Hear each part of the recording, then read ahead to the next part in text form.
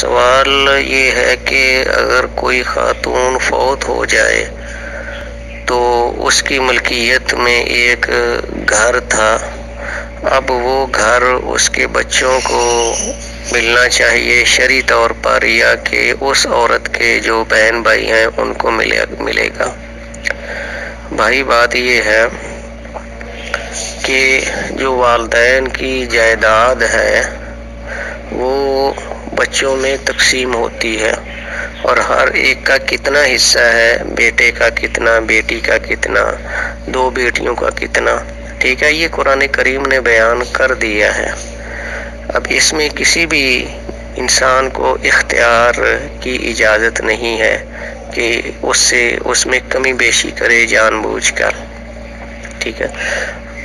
تو جیسا کہ سوال میں پوچھا گیا ہے کہ وہ بچوں کا حق ہے یا کہ اس کے بہن بھائیوں کا، تو اس کا مطلب یہ ہے کہ اس فوت ہونے والی خاتون کے بچے ہیں اور بھائی بہن بھی ہیں، تو اب قرآن کریم یہ فرماتا ہے وَأُولُو الْأَرْحَامِ بَعْضُهُمْ أَوْلَىٰ بِبَعْضٍ، کہ جو والد کی طرف سب سے زیادہ قریبی ہو تو وہ زیادہ حقدار ہے اس سے جو جس کا والد کی طرف سے رشتہ تو ہے لیکن دور کا ہے، تھوڑے فاصلے پر ہے، ٹھیک ہے۔ اب والد کا جو سب سے کلوز رشتہ ہے وہ اپنے بچوں کے ساتھ ہے، وہ ان کا خون ہے، وہ ان کا باپ ہے، ٹھیک ہے، باپ بیٹے، باپ بیٹیاں، یہ۔ اور اسی طرح والدہ کا بھی جو کلوز ترین رشتہ ہے وہ اپنے بچوں کے ساتھ ہے، بہن بھائی تو بعد میں آتے ہیں۔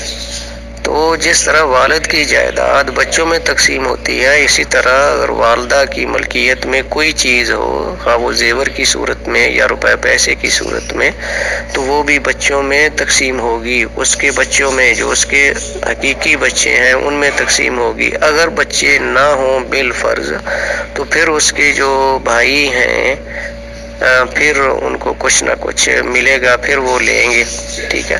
لیکن اس عورت کے بھائی نہیں، پھر اس کے جو خامند کے بھائی ہیں پھر ان کا ہے، ٹھیک ہے۔ خامند کے بھائی بھی اگر بالفرض نہیں ہے تو پھر وہ عورت کے بھائیوں کو، بلکہ جائیداد جو تقسیم ہوتی ہے وہ باپ کی طرف سے جو رشتہ دار ہوں ان میں تقسیم ہوتی ہے۔ اب خامند کے جو رشتہ دار ہیں، مثال کے طور پر اگر ان کے بچے نہیں ہیں تو جو خامند کے بھائی ہیں پھر وہ ان کا حصہ ہے، اور خامند کی جو بہنیں ہیں یعنی ننان جس کو ہم کہتے ہیں، نند کہتے ہیں، ان کو کچھ حصہ ملے گا، ٹھیک ہے۔ تو اگر بچے ہیں تو بچوں کو ملنا چاہیے، اگر بچے نہیں ہیں تو پھر خامند کے بہن بھائیوں کو ملے گا، ہاں، ٹھیک ہے۔ اگر وہ بھی نہیں ہے تو پھر والدہ کی طرف سے جو رشتہ دار ہیں وہ ان کے پاس جائے گا۔ واللہ اعلم۔ السلام علیکم۔